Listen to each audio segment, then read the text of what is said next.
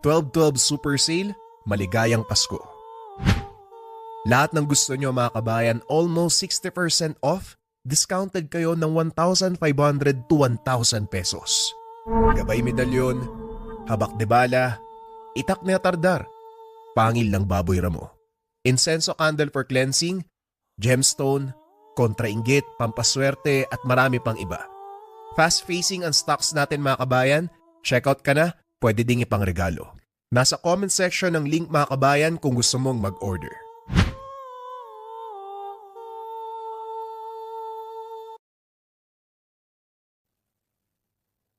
Ang kwentong ito ay hango sa totoong buhay. Mula ito sa isa nating kabayan na itago na lang natin sa pangalang Franco. Walang eksaktong taon. Sitio Sandoval, Negros Oriental. Isa sa pinakamaalamat na nilalang ng ating kasaysayan ay ang ibong bulalakaw.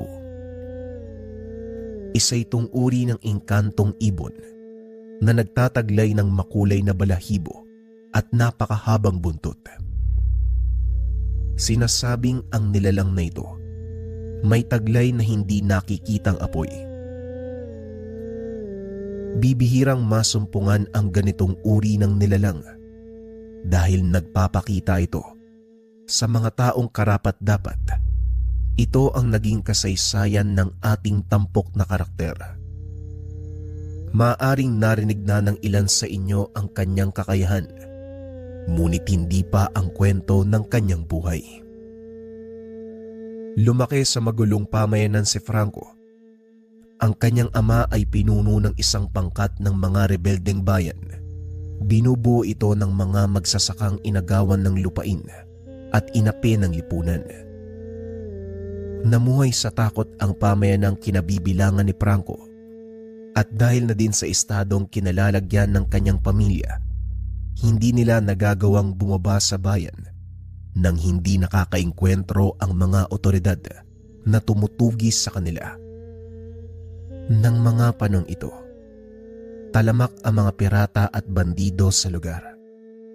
Nahanay na din sa mga ito ang kanilang pangkat. Ngunit mariing itinatanggi ng kanyang ama na hindi sila mandarambong. Ang tanging pinagkakaabalahan ng mga ito ay kasarinlan at karapatan sa sariling lupang sinasaka. Tay, hindi ko lubos maunawaan eh. Bakit kaya kinakamkam ng mamamayan yung mga lupain? Kung tutuusin, minana natin yan sa mga ninuno eh. Bakit hindi nila tayo hayaang mamuhay ng payapa? Hindi ba nakikinabang din naman sila sa mga inaani natin sa bukid? Wika ni Franco sa ama. Kakatapos lang makipagpulong sa kanilang mga kasama. Naglalakad ang mag-ama pauwi nang sumagi sa isipan ng binata ang tanong nito. Alam mo Franco, ang mga mayayaman, hindi man lahat pero karamihan, hindi nakukontento sa pakikinabang lang eh. Nais nilang makuha ang lahat. Ginagamit nila ang kanilang pera at kapangyarihan para ang kinin maging ang mga lupaing hindi naman sa kanila. Ipinaglalaban lang natin ang karapatan bilang totoong nagmamay-ari ng mga lupain na pilit nilang kinukuha. Tugon ni Mang Heron. Yun na nga po ang hindi ko lubusang maunawaan, tay. Nasa kanila na lahat eh. Kaya ano pang kailangan nila sa mga lupa nating mga mahihirap? Yun na lang nga ang meron tayo tapos kukunin pa sa atin. Muling wika ni Franco. Kaya nga Franco, habang may lakas pa ako, pilit ko ipaglalaban ang ating karapatan. At kayo bilang mga bagong sibol, kailangan niyong maunawaan kung bakit nagbubuwis kami ng buhay para sa inyo ang ginagawa namin. Upang magkaroon kayo ng maayos na kinabukasan at buhay sa sarili nating lupain. Wika ni Mang Heron. Nahinto ang usapan ng dalawa dahil may nakasalubong silang mga taong naglalakad. Dali-daling pinatay ni Mang Heron ang dalang sulo. Nagtago sa tabi ng daanan. Tinakpan nito ang bunganga ni Franco upang hindi makagawa ng ingay. Dumaan ang mga ito sa kanilang harapan. Napagtanto ng mag-ama. Ito ang mga sundalo na pinadala ng pamahalaan. Inantay ng mag-ama na makalagpas ang mga ito. Matapos nun ay dali-dali silang lumabas sa pinagtataguan. Natunto na nila ang lugar na ito. Hindi naligtas para pagdaunan ng susunod na pagpupulong. Kailangan malaman ng mga kasama. Franco, ngayon ko kakailanganin ang tulong mo. Alam kong masyado pang maaga at hindi papayag ang iyong ina na sumaba ka sa unang misyon. Ngunit bilang anak ko at susunod na pinuno ng ating tribo, kailangan mong maging matatag. Mauunawaan din ng nanay mo ang lahat kung bakit kailangan nating gawin ang bagay na ito. Wika ni Mang Heron. Habang nagmamadaling makauwi, nagulat si Mang Heron nang biglang may maghagis ng sulo sa kanilang harapan. Kumalat ang apoy, paikot sa kanilang kinakatayuan. Subuko ka na, Heron. Wala ka nang tatakbuhan pa. Pinahirapan mo pa kami ng husto. Dito ka lang pala naglalagi. Wika ng namumuno sa pangkat. Napapaligiran sila ng pinagsamang puwersa ng mga sundalo at ilang misyonaryong tumutugis sa mga bandido at rebelde. Komandante Rigor, pasensya na. Pero hindi ako susuko sa isang taong pinagkalulo ang sariling angkan para lamang sa kapangyarihan. Mas gugustuhin ko pang lumaban kaysa isuko ang karangalan ng aking pinagmulan. Wika ni Mang Heron. Si Komandante Rigor, kasapi ng kanilang tribo na piniling maglingkod sa pamahalaan bilang sundalo. Hindi ako naparito para usigin ka, Heron. Makipagtulungan ka sa akin at sisiguraduhin ko ang kaligtasan ng tribo natin. Wika ng komandante. Naririnig mo ba ang sarili mo, Rigor? Tignan mo ang suot mong uniforme. Kaninong watawat ang sinasagisag mo? Hindi ba sa mga dayuhan? Ngayon sabihin mo sa akin na hindi ka na parito para usigin ang mga kagaya ko. At saka, ilang kalahi na ba natin ang namatay dahil sa sinasabi mong diplomasya? Pasensya na, pero kung gusto niyo akong mahuli, kailangan niyo akong patayin. Ngunit babalaan ko kayo. Sa oras na galawin niyo ang anak ko, siguraduhin niyong may sapat na lugar kayong tatakbuhan. Wika ni Mang Heron. Napatras naman ang komandante dahil alam nito ang tinutukoy ng Ginoo.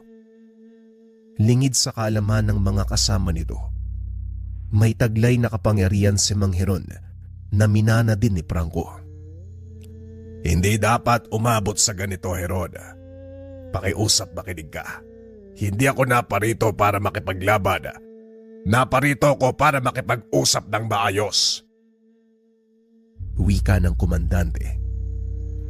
Hindi mo na ako mapapaniwala sa mga sinasabi mo. Nakita ko na ang mga ginawa mo, Rigor. Pinangangatawanan mo ang pagiging isa sa mga aristokratang dayuhan na gustong kumamkam ng ating tinubuang lupa. Kung gusto mo kong pigilan, subukan mo. Pero sisiguraduhin ko sa inyo, hanggang subok lang kayo. Wika ni Heron. Hinawakan ni Franco ang kanyang ama. Naramdaman nito ang malakas na enerhiyang dumadaloy papunta sa kanya. Anong ginagawa mo, Tay? Bakit? Huwag ka nang magtanong, anak. Ikaw na lang ang nalalabing pag-asa ng ating tribo. Hindi ko sila kakayanin sa kasalukuyan kong antas. Kapag nakahanap ka ng pagkakataon, tumakas ka, tumakbo ka. Huwag na huwag nang lilingon. Hindi, Tay. Hindi kita iiwan. Kung tatakas man ako, isasama kita. Wala nang oras, Franco. Hindi ba matagal mo nang gustong matutunan ang kakayahan ko? Ito na ang pagkakataon. Ipamamana ko sa iyo ang natatanging kapangyarihan ng ating hanggan. Habang kinakausap ni Mang Heron ang binata, ipinapasa nito ang kapangyarihan sa kanya. Kung hindi nyo na itatanong, mula sa isang lahi ng malakas na bertudes ang Ginoo. May kakayahan silang manipulahin ang elemento ng apoy. Ito ay sa pamamagitan ng isang makapangyarihang nilalang na kung tawagin ay bulalakaw. Pero tay, ikaw na mismo yung nagsabi hindi pa ako handa, di ba? Kaya pakiusap, huwag mong gawin to. Wika ni Franco. Alam ng binata na sa oras na ipasa ni Mang Heron ang kapangyarihan sa kanya, tuluyang lilisanin ng lakas ang katawan ng Ginoo. Matagal ka ng handa. Hindi tay, kulang na kulang pa ang mga nalalaman ko eh. At kailangan ko pa ng gabay mo kaya pakiusap, huwag mong gawin to. Wika ni Franco. Tanging ngiti na lang ang itinugon ni Mang Heron sa kanyang anak.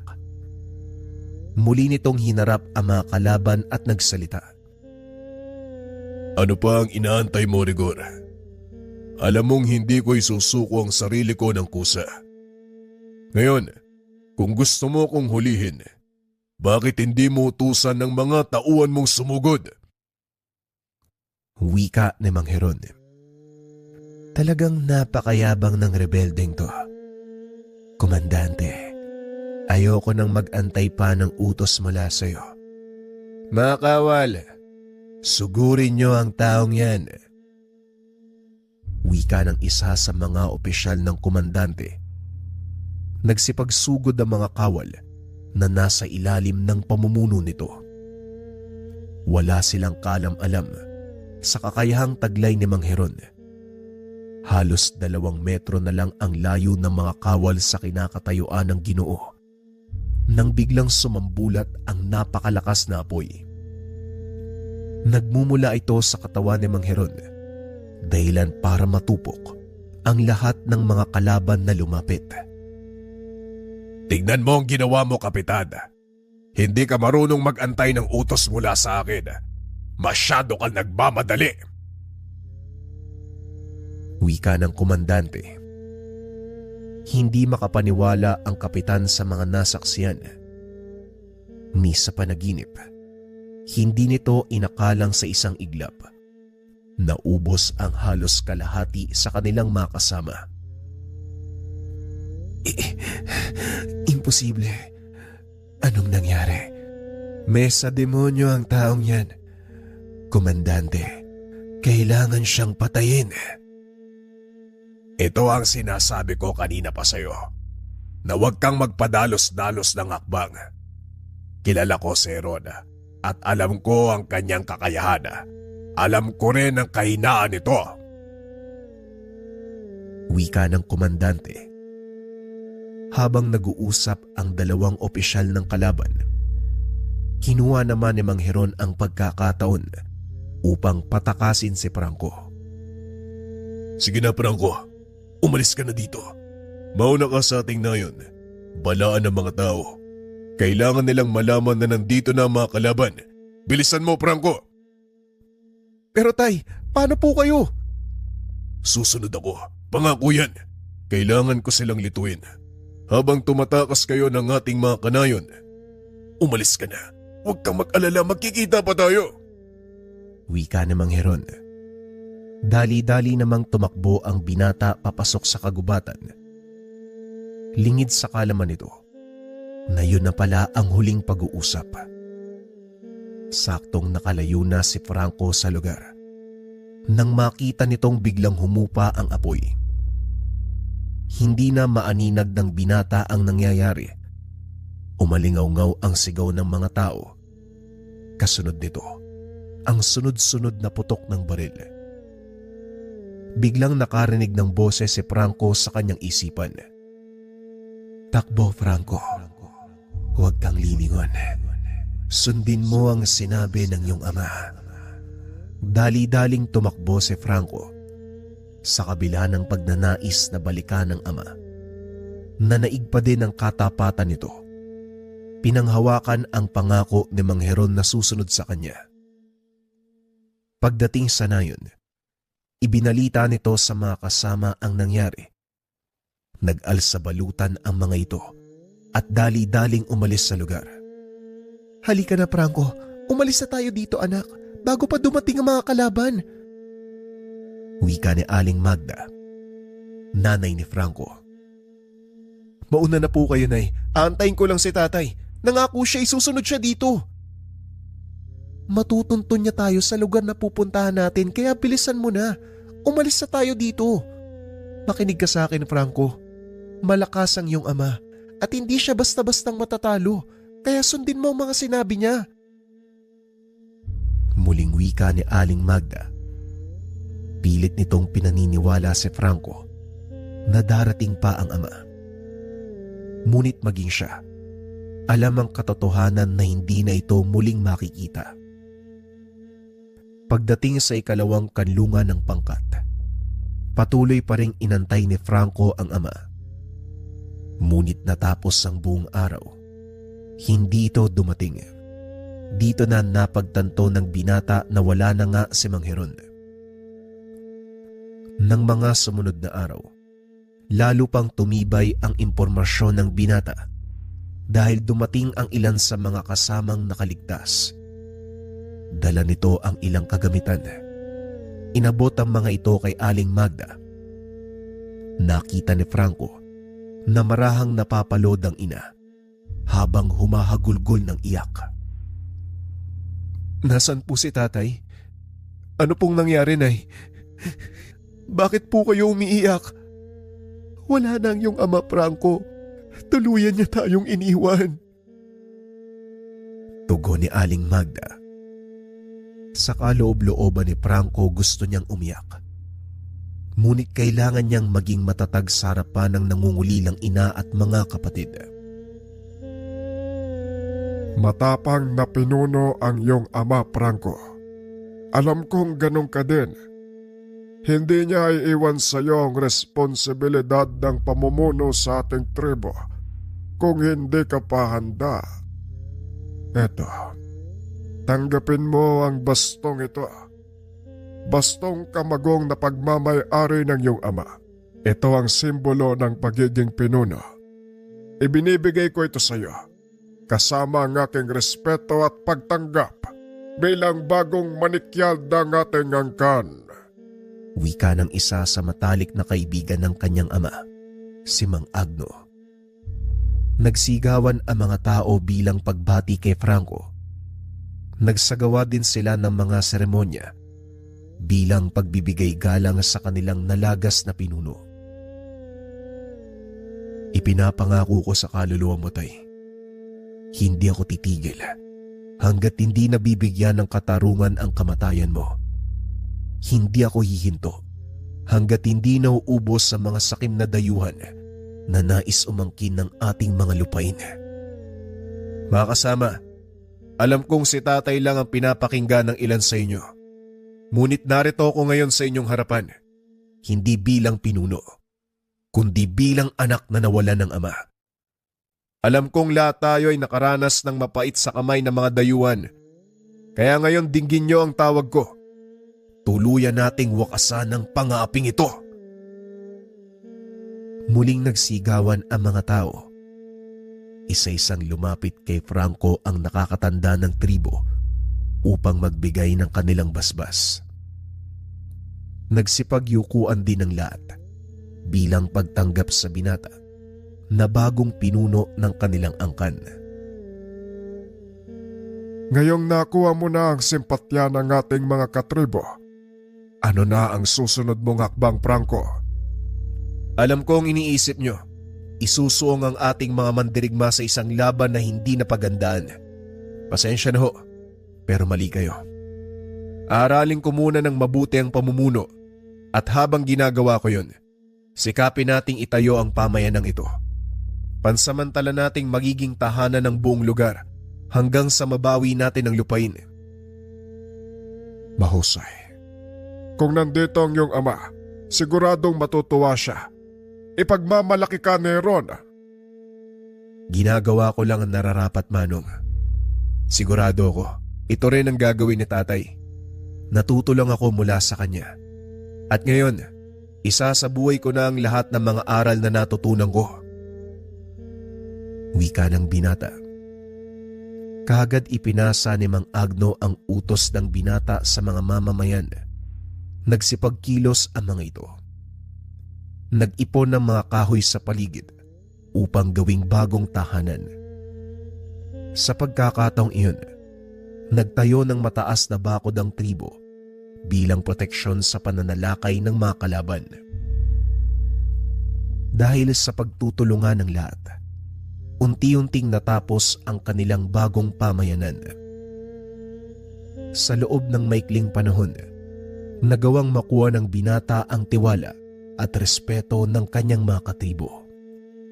Tignan mo, Franco. Sa loob lang ng ilang taon, tinitingala ka na ng ating mga katribo. Hindi nagkamali ang iyong ama. Isa kang mahusay na pinuno kagaya niya.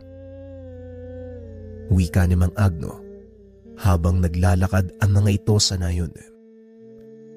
Hindi totoo yan, Manong. Hindi ko matutumbasan ang pamumuno ni tatay. Kakaiba ang kanyang pamamaraan at yon ang hindi ko kayang gayahin. Ang bawat isa sa atin, magkakaiba ang katangian. May mga sari-sarili tayong pamamaraan kung paanong gagawin ang mga bagay-bagay. Huwag mong gayahin ang ginawa ng iba dahil hindi ikaw ang makikita ng kapwa mo kung hindi ang taong ginagaya mo. Wika ni Mang Agno. Nagpatuloy ang payapang buhay ng pangkat. Hanggang isang araw, dumating ang ilan sa mga kasama nilang nakadestino sa bayan. Ayon sa mga ito, dumaong sa Sitio Sandoval ang malaking pulutong ng mga dayuhang kawal kasama ang makabagong gamit pangdigma. Talagang desidido na ang pamahalaan ng mga dayuhan pabagsakin ang bawat isa sa mga nalalabing pinuno na hindi nagpapasakop sa kanilang pamumuno. Wika ni Mang Agno. Hindi talaga sila titigil hanggat hindi nakukuha ang ating mga lupain. Masyado nang matagal ang kanilang paniniil sa ating bayan. Oras na para tuldukan ito. Maaari nating gawin yon, Franco. Ngunit ang ikinakabahala ko, kulang na kulang tayo sa bilang. Hindi ko alam kung paano nating makukumbinse ang ilan sa ating mga kababayan na lumaban. Natatakot sila sa mga sandata ng dayuhan. Wika ni Mang Agno. Ako nang bahala sa bagay na yan, Manong. Habang wala ako, nais kong panatiliin yung ligtas ang ating pamayanan. Tignan din si nanay. Bantayang maigi ang lahat. Wika ni Franco. Nagpaalam ito sa kanyang ina. At bago tuluyang umalis, nag-iwan ito ng pangako sa kanyang nasasakupan. Hindi ako babalik sa nayong ito nang walang dalang tulong. Makakaasa kayong hindi ako titigil sa pakikipaglaban hanggang sa makamit natin ang kalayaan laban sa kamay ng mapaniil na mga dayuhan. Wika ng binata. Matapos ang maikling talumpati, tumulak na ito sa paglalakbay. Alam nito na mapanganib ang gagawin, ngunit wala siyang ibang pagpipilian. Tuluyang masasakop ng mga dayuhan ang kanilang lupain. Naglakad ang binata papunta sa bayan. Walang eksaktong patutunguhan. Tinahak nito ang daan papunta sa pantalan ng Sitio Sandoval.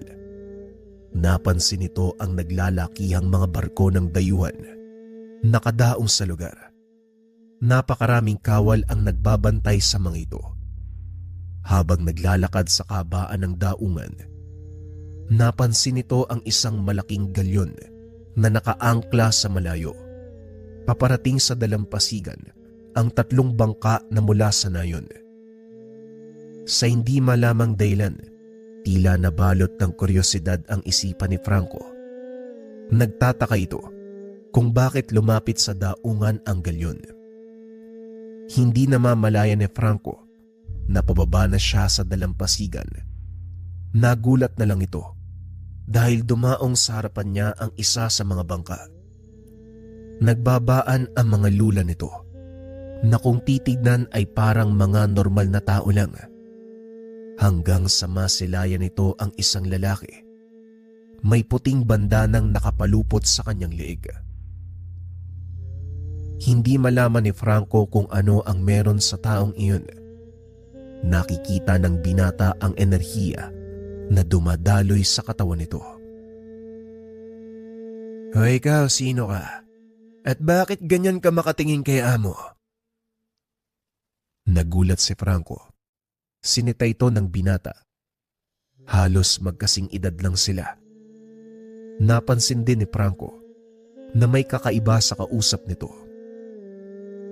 Eneas, hayaan mo na siya. Ikaw talaga. Nakatitig lang naman sa akin eh. Gusto mo nang tirisin. Kumalma ka. Wika ng lalaki may bandana. "Pasensya na ka, Delphine. Nag-iingat lang. Baka pakawala ng bandido ang isang to." Wika ni Eneas. Sino bang gagalaw sa akin dito sa sarili kong baryo? Halika na nga. Nagugutom na ako eh. Bukas na siguro si Mang Ernesto. Muling wika ng lalaki. Pinagmasdan lang ni Franco ang mga ito. Naglakad sila paakyat sa pantalan. Pumasok ang grupo sa isang kainan. Dinig mula sa kinakatayuan ng binata ang sigawan at tawanan ng mga tao mula sa loob.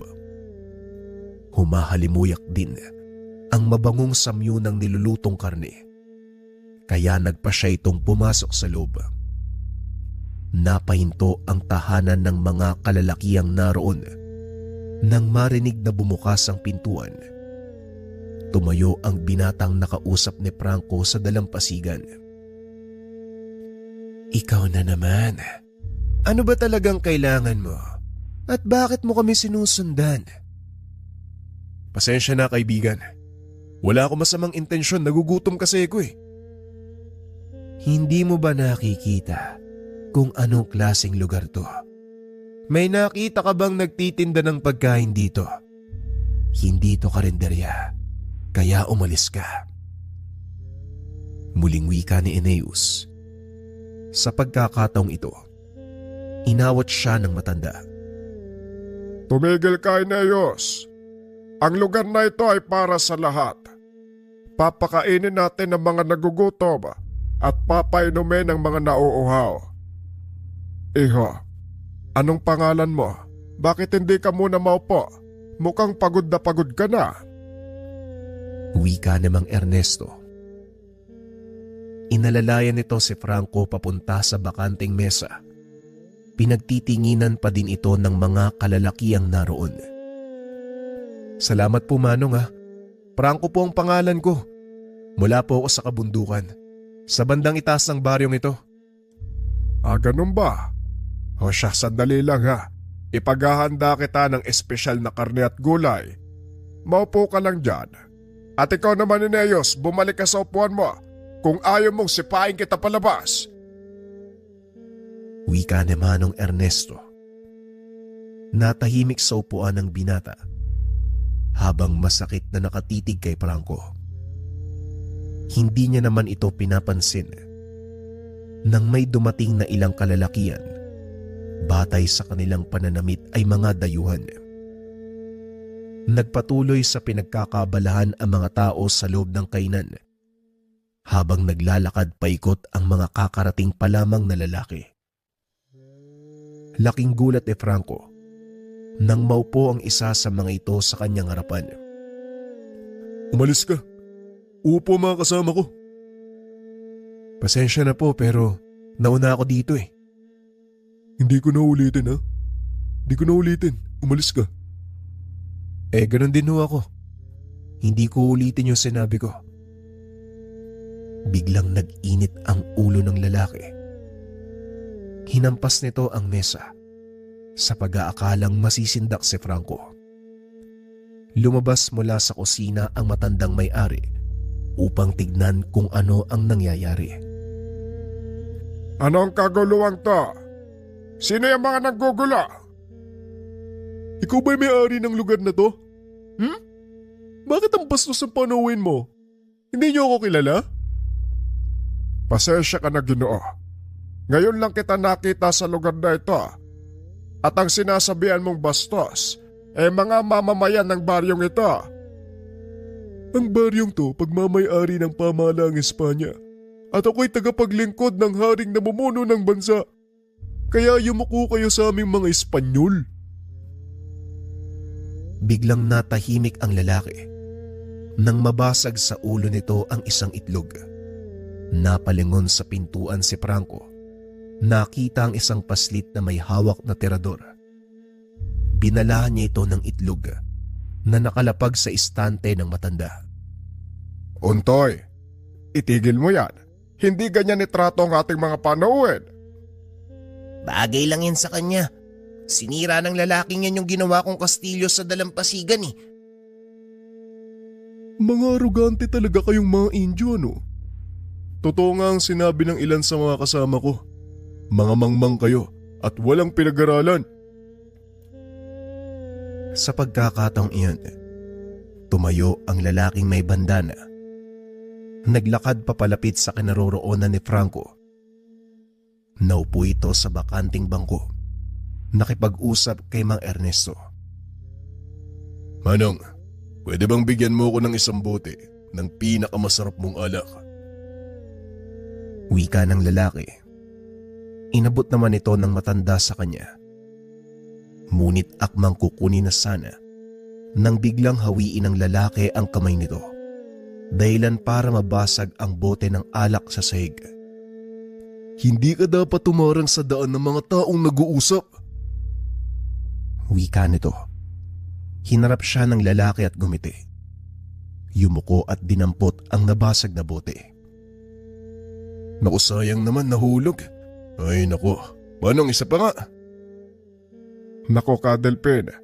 Kulang pa ang bote ng alak na yan sa kabutihang ginawa mo para sa amin.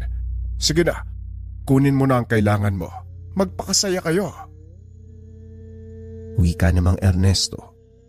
Bagay na lalong nagpainit ng ulo ng dayuhan. Hinila nito sa damit ang lalaking nagngangalang Delpin. Nakangiti pa rin ito sa kanya. Kaibigan, sigurado ka ba sa gusto mong mangyari? Bakit? Sino ko ba sa palagay mo, ha? Isa ka lang hamak na mangingisda. Mga aliping halik sa paa naming mga Panginoon nyo. At isa pa. Hindi na naituloy ng lalaki ang sasabihin. Isa na namang itlog ang nabasag sa ulo nito. Untoy, huwag mong sayangin ang itlog ni Mang Ernesto. Ikaw talagang bata ka. Pasensya ka na sa kakulitan ng alaga ko, ha? Wika ni Delpin habang pinupunasan ng kanyang damit ang ulo ng dayuhan. Hinawi naman ito ang kamay ng Ginoo. Alisin mo ang madungis mong kamay sa damit ko. Wika ng lalaki sabay tulak sa Ginoo. Napatayo ang mga kasama nito. Ngunit inawat sila ni Delpin. Nakatitig lang si Franco habang inaantabayanan ang susunod na gagawin ng lalaki na may bandana. Alam mo, kaibigan, hindi tayo dapat nag-aaway. Halika, saluhan mo kami sa mesa. Wika ni Delpin. Ngunit may ibang plano ang lalaki. Bigla itong naglabas ng patalim. Inundayan ng saksak ang Ginoo. Mabilis namang nakailag si Delpin. Kaso nga lang natumba ito ng matalisod sa paa ng mesa. Maaabot na ito ng lalaki, kaya nagpa siya si Franco na kumilos. Isang malakas sa suntok ang binitawan ng binata. Laking gulat ng lahat dahil biglang nagliyab ang damit ng lalaki. Kanina pa ako nang gigigil sa kayabangan mo. At ikaw naman, binabastos ka na. Nagpapakita ka pa rin ng kabutihan. Wika ni Franco. sabay turo kay Cadelphine. Dahan-dahang tumayo ang lalaki, pinagpag ang damit nito. Nagsipagbunot ng sandata ang mga kasama at sinugod si Franco. Dali-dali namang lumabas ang binata dahil alam niyang masisira ang lugar kung sakaling makikipaglaban siya gamit ang buong kakayahan. Sinundan ito ng mga kalalakihan at doon ipinagpatuloy ang laban. Hindi nagdalawang isip na sumugod ang mga dayuhan. Pinagtataga ng mga ito si Franco, ngunit mabilis na nakakaiwas ang binata. Nahawakan nito ang kamay ng isa sa mga dayuhan at napangiti. Biglang natupok ang katawan ng lalaking iyon, dahilan para tumakbo ito paikot sa lugar. Napapatras ang mga kasama nito dahil bago sa kanila ang kakayang iyon ng binata. Anong klase? Anong klaseng kademonyoan to? Wika ng isa sa mga dayuhan. Akmang tatakbo na sana ito, ngunit biglang nagliyab ang kasuotan hanggang sa tuluyang matupok. Walang natira sa mga kalaban, bagay na ikinagulat ni Cadelphine at ng mga kasama nito. Sabihin mo sa amin kung saan ka nanggaling at bakit may taglay kang kapangyarihan ng apoy. Minana ko ang kakayang ito sa tatay ko. Ang totoo, hindi rin malinaw sa akin kung saan nanggaling ang kakayahan namin. Pero ayon sa mga matatanda, biyaya ito mula sa ibong bulalakaw. Wika ni Franco, sabay lakad palayo. Bigla namang lumitaw si Eneo sa kanyang harapan habang kumikislap ang kidlat sa kamao. Hindi lang ikaw ang may taglay na kakayahan mula sa kalikasan. Kaya huwag ka masyadong mapagmalaki. Kinakausap ka ni Amo, kaya harapin mo siya ng maayos. Wika ni Eneus. Nilingon ni Franco si Cadelphine. Nakitang nagkakamot ito ng ulo. Hayaan mo siya, Eneus. Sige na, magpatuloy ka na sa paglalakad. Sandali lang. Kabastusan sa isang kusinero ang talikuran ng taong pinagandaan niya ng pagkain. Halika muna at kumain. Wika namang Ernesto. Walang nagawa ang binata nang tawagin ito ng matanda. Una sa lahat, ito ang talagang dahilan kung bakit siya pumasok sa lugar. Pasensya na po kayo. Nawala sa isip ko na pinaganda niyo ako ng pagkain.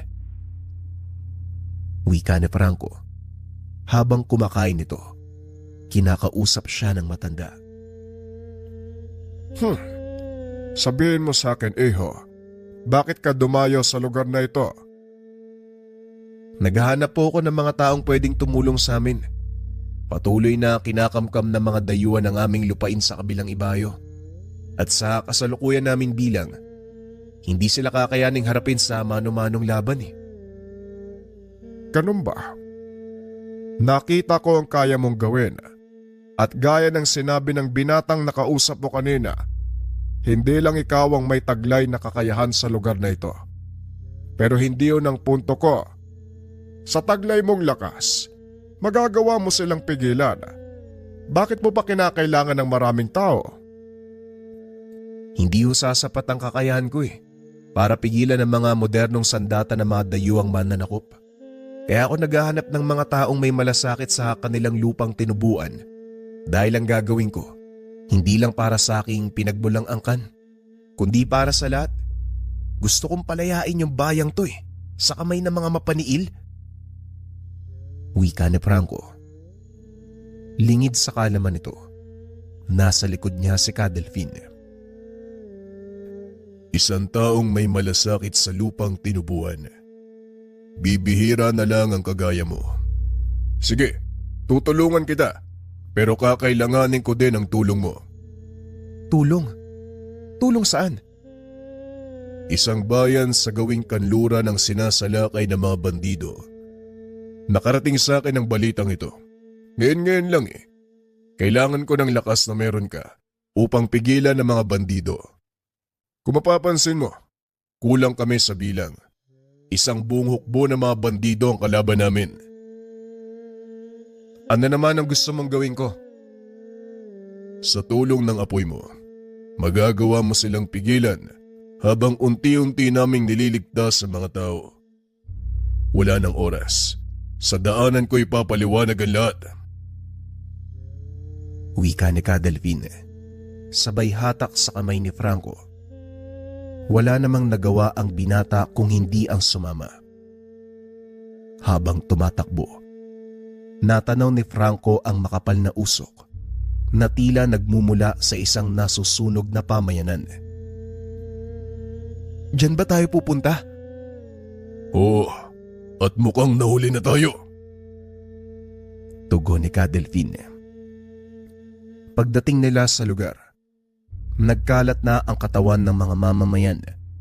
Halos wala na ring natira sa mga tahanan. Nilamo na ito ng apoy. Mula sa kinakatayuan, natanaw ni Franco ang isang bahay na hindi pa gaanong nasunog. Dali-dali itong pumasok. Nakita ang isang matanda na nakahandusay sa sahig. Inalalayan niya ito palabas. At nang mailigtas na ito, siniyasat kung buhay pa ang matanda. Nakahinga ng maluwag si Franco nang maramdaman ang pulso nito. Kumuha ng tubig ang binata. Marahang pinunasan ang ulo ng matanda para mahimasmasan. Maya-maya ay nagising ito. Nangingi ng tubig na maiinom. Salamat naman at nagising kayo, Tatang. Ano po ang nangyari dito? Tanong ni Franco. Salamat sa pagtulong mo. Ngunit hindi na rin ako magtatagal.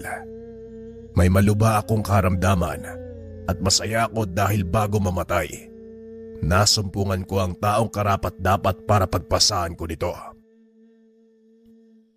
Wika ng matanda. Sabay lahad ng kanyang kamay. Lumabas mula dito ang isang apoy. Nagpakita mula sa likod ng binata ang isang makulay na ibon. Bagay na ikinagulat ng matanda. Anong bagay na yan, Manong? Bakit mo binibigay sa akin? Yan ang bertud ng San Telmo, Franco. At ikaw ang nararapat na magtanga nito. Wika ng bulalakaw. Matagal nang nakakausap ni Franco ang gabay, ngunit hindi nito gaanong ginagamit ang kakayahan. Pero hindi ko alam kung paanong gagamitin ang kapangyarihan ng San Telmo.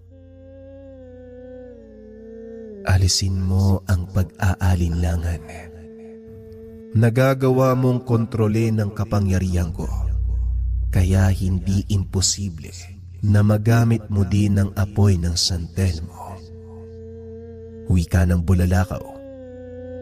Tinanggap ng binata ang nagbabagang bungo. Laking gulat nito dahil biglang nagbago ang kulay ng apoy.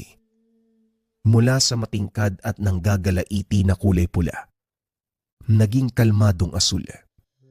Pumasok ang apoy sa katawan ng binata hanggang sa tuluyan itong maglaho. Naganap na ang nakatakda. Bago ako mawala, nais kong dinggin mo ang propesiyang ito. Isang binata ang isisilang mula sa elemento ng apoy. Magiging pinuno siya ng isang makapangyarihang tribo at kalaunan magiging kasangkapan sa paggamit ng kalayaan ng bayang inapi ng mga dayuhan. Wika ng matanda. Bago ito tuluyang malagutan ng hininga. Tumayo si Franco. Akmang bubuhatin ang matanda. Ngunit laking gulat nito nang bigla na lang masunog at tuluyang naging abo ang katawan ng matanda. Anong nangyari, bata? May buhay pa ba sa gawing ito? Ikinalulungkot ko, pero wala na akong nakitang buhay. Wika ni Franco. Napangiti si Cadelvin dahil alam nito ang totoong nangyari. Ano nga pala ang pangalan mo, bata? Franco po ang pangalan ko. Narinig ko tinawag kang Cadelvin ng bata kanina.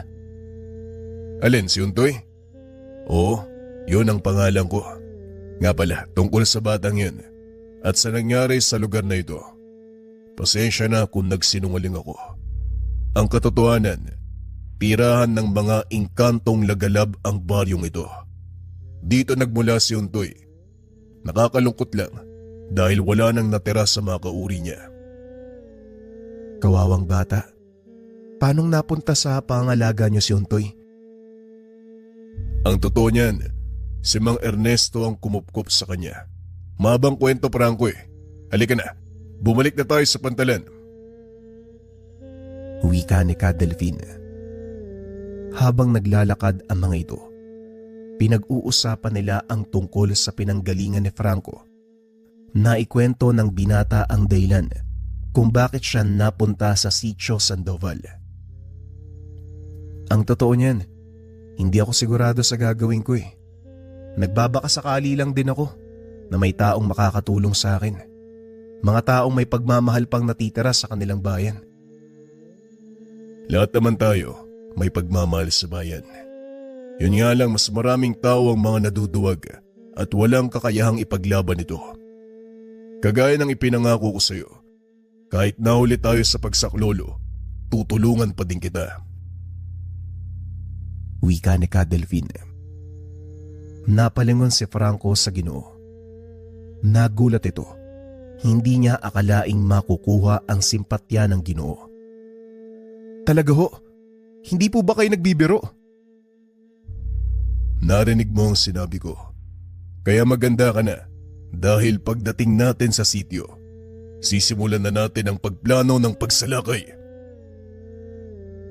Wika ni Ka Delphine. Napangiti na lang ang binata nang makarating sila sa sitio. Kinausap ni Ka Delphine ang mga tauhan. Sinabi ang kanilang gagawin. Wala namang nakitang pagdadalawang isip ang mga ito. Nagsigawan pa ang ilan sa kanila na tila natutuwa sa gagawin. Pasalamat ka, mabait si Amo. Pero malaki ang kabayaran ng pagtulong na ito. Kung ano man yun, siya na magsasabi sa iyo. Huwag kang mag-alala, kaibigan. Kung ano man ang magiging kapalit ng pagtulong nyo, sisiguraduhin ko mababayaran. Kung ginto lang ang usapin, hindi kayo magdadalawang salita. Wika ni Franco. Matapos mag-usap, nagsimula ng maglakbay ang grupo. Nagulat si Franco dahil kinakailangan nilang dumaan sa karagatan. Mas madali para sa ating ubusin ang kanilang puwersa kung sa mismong himpilan nila tayo lulusob. Pero bago natin isagawa ang pagsalakay, pwede bang pakilinis muna ng mga nagkalat na barkong ito sa dalampasigan? Wika ni Ka Delphine. Alam ni Franco ang gustong mangyari ng Ginoo. Gamit ang kapangyarihan ng apoy, sinilaban ang mga barko ng dayuhan. Nanlaki ang mga mata ni Ka Delphine. Sa isang kumpas lang, nagawang ubusin ni Franco ang 4 na malaking barko, kasama ang mga sundalong lula nito.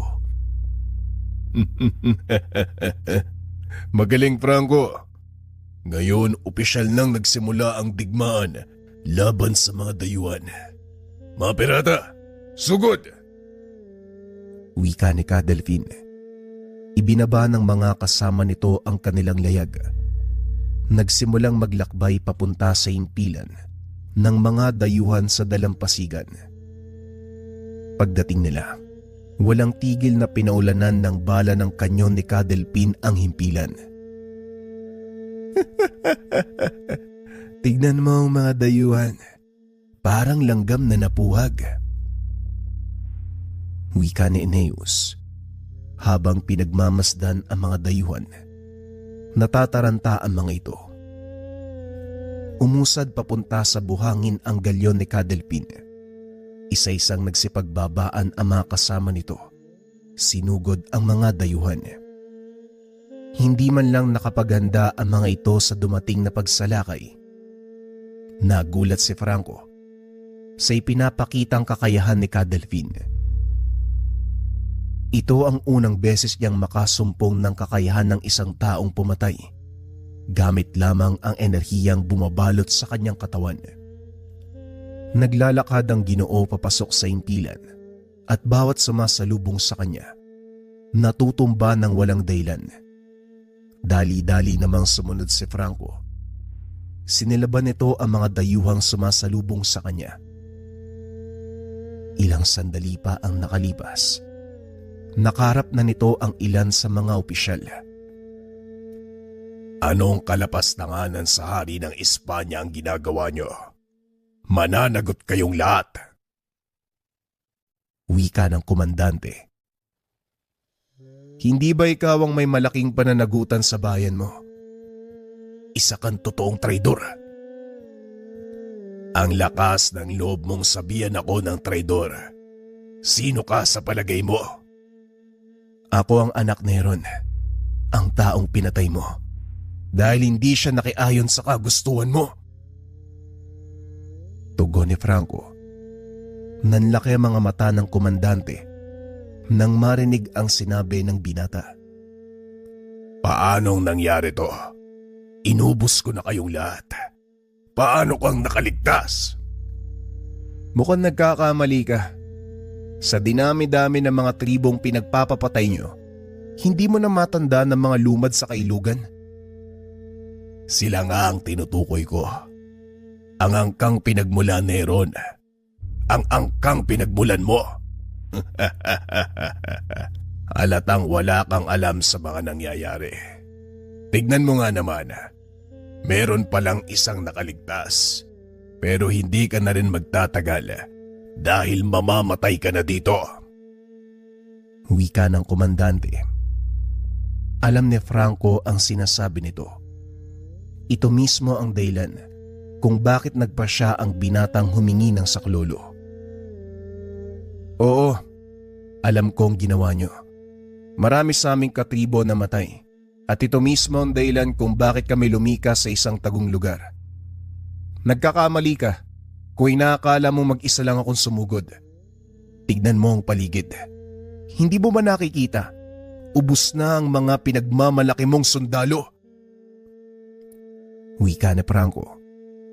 Saka pa lamang naimasmasa ng komandante nang makitang halos kinaina ng apoy ang kabuuan ng himpilan. Hindi ito maaaring mangyari. Pagbabayaran mo sa hari ng Espanya ang ginawa mo.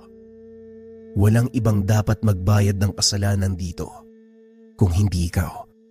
Pagbabayaran mo ang kamatayan ng aking ama kasama ng iba kong katribo. Wika ni Franco. Nanlaki ang mga mata ng komandante nang makitang nagliyab ang kamay ni Franco. Lumabas ang napakalaking ibon na merong makulay na balahibo.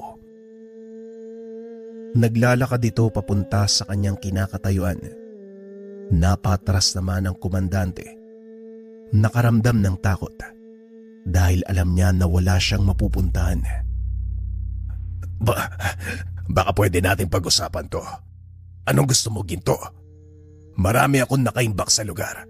Ituturo ko sa'yo. Kunin mo ang lahat. Pakawalan mo lang ako. Wika ng komandante. Ngunit hindi nakinig si Franco. Huwag kang mag-alala. Naipangako ko na yan sa mga kasama ko. Wika ni Franco. Sabay kumpas ng kamay. Kumilos ang malaking ibon. Lumipad papunta sa komandante. Nagpaikot-ikot ito hanggang sa dumapo sa likuran. Nilikop ng nagbabagang pakpak ang katawan ng komandante.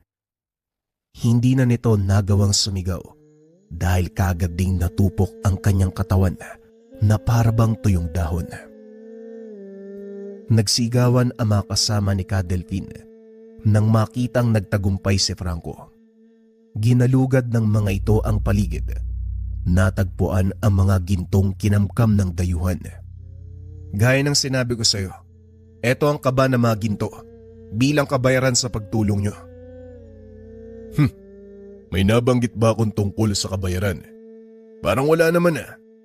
Pero salamat pa din dahil malaking tulong ang mga ito sa ating bayan. Halika na. Tulungan mo kaming ibahagi sa lahat ng tao ang ginto na ito. Wika ni Ka Delphine. Matapos ang kaganapang iyon, masayang nagbalik si Franco sa kanilang nayon upang ibalita ang kaganapan. Laking tuwa naman ng mga katribo dahil sa wakas, nabigyan din ng katarungan ang pagkamatay ng ilan sa kanilang mga kasama. Nagtagumpay ka, Franco. Malaking bagay ang ginawa mong ito. Habang buhay tatanawin ng ating mga katribo ang kabayanihan mo. Wika ni Mang Agno. Tungkulin ng isang pinunong ipagtanggol ang kanyang nasasakupan. Malayo pa ang aking lalakbayin at hindi pa dito nagtatapos ang laban, Mang Magno. Kaya ihahabilin ko sa inyo ang pangalaga ng tribo. Kailangan kong bumalik sa Sitio Sandoval. May isang paslit. Nangangailangan siya ng aking gabay. Wika ni Franco. Walang nagawa ang matanda sa pasya nito. Bumalik siya sa Sitio Sandoval. Umanib sa pangkat ni Ka Delphine bilang pagtupad sa pangako nito na gagabayan ang batang si Untoy. Naging matagumpay ang bawat plano ng pangkat. Pabagsakin ang himpilan ng mga dayuhan sa lugar. Kinilala bilang opisyal na kasapi ng pangkat. Kinatakutan ang mga ito, hindi lang ng mga dayuhan, kundi ng mga taong gumagawa ng masama sa lipunan. Ito ang naging simula ng buhay ni Franco bilang pirata. Ginagabayan nito ang batang si Untoy. Tinuruan ng lahat ng nalalamang paraan sa pakikipaglaban gamit ang kanyang kaalaman. Ngunit kalaunan, iniwan din ito ang paslit. Namatay si Franco sa isang laban, ngunit inihabilin nito kay Ka Delphine ang bertud ng San Telmo upang ipasa kay Untoy pagdating ng panahon. Tinupad ni Ka Delphine ang kahilingan. Napasakamay ng paslit ang kapangyarihan ng San Telmo nang humantong sa tamang gulang. Hindi man ganong katagal ang pagsasama ni Ka Delphine at Franco, nag-iwan naman ito ng malaking puwang sa pangkat. Dahil kahit papano, naging pangalawang pamilya ni Franco ang grupo. Bilang pag-alala sa kabayanihang ginawa ni Franco, itinayo ni Ka Delphine ang isang rebultong gawa sa adobe sa gawing kanluran ng Sitio Sandoval. Ito ay palatandaan na minsang ipinagtanggol ni Franco ang kanilang isla. Para naman sa pinagmulang angka ng binata, habang buhay na natili sa kanilang alaala, ang katotohanan na nagkaroon sila ng pinuno na ginagabayan ng ibong bulalakaw. Yung kwento na to, mga kabayan, ito yung backstory ng kwento ng series natin, Baryo ng Malalakas na Antingero. Kung interesado kayong mapakinggan yung buhay ni Untoy, yung batang makulit dito sa kwento, pwede niyong pakinggan, 3 episodes yun. I-search nyo lang Baryo ng Malalakas na Antingero. Pero kung gusto nyo ng buod, mga kabayan, si Untoy kasi, sobrang idol niya si Ka Delphine mula pagkabata. Gustong gusto niyang sumama sa grupo nila sa paglalayag. Kaso nga lang ang problema, masyado pang bata si Untoy kaya hindi pinapayagan ni Ka Delphine. Matagal na wala si Ka Delphine sa baryo ng Sitio Sandoval, sinakop na yon ng mga masasamang loob. Hanggang sa umabot sa punto na nagbinata si Untoy, siya yung unang lumaban sa mga masasamang tao. Yan nga lang, kamuntikan mamatay si Untoy sa kwento. Pero doon bumalik si Ka Delphine, kasama yung buong pangkat. Napakaangas nun, mga kabayan, kasi si Eneus yung unang nagpakita gamit yung kapangyarihan ng kidlat. Si Franco naman, siya yung nagsanay kay Untoy, kaya halos madurog yung puso ng binatang Untoy nung malamang patay na ito.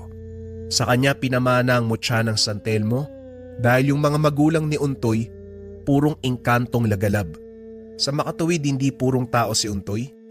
Kaso nga lang yung twist din nun, si Ka Delphine ang pumatay sa mga magulang ni Untoy. Sobrang solid yan, mga kabayan, pwede niyong pakinggan. Sa kwento ni Untoy, napakalakas ng kapangyarihang apoy niya. Naipasa ito hanggang sa mga anak niya, isang gabunan at isang lagalab. Kung interesado kayo, search nyo na lang mga kabayan. Maraming salamat sa pakikinig ng ating kwento. Huwag kalimutan ang ating 12-12 sale.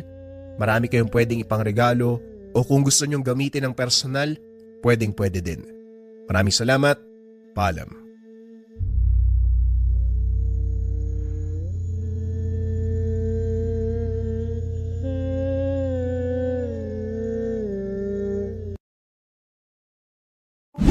"12-12 Super Sale, Maligayang Pasko."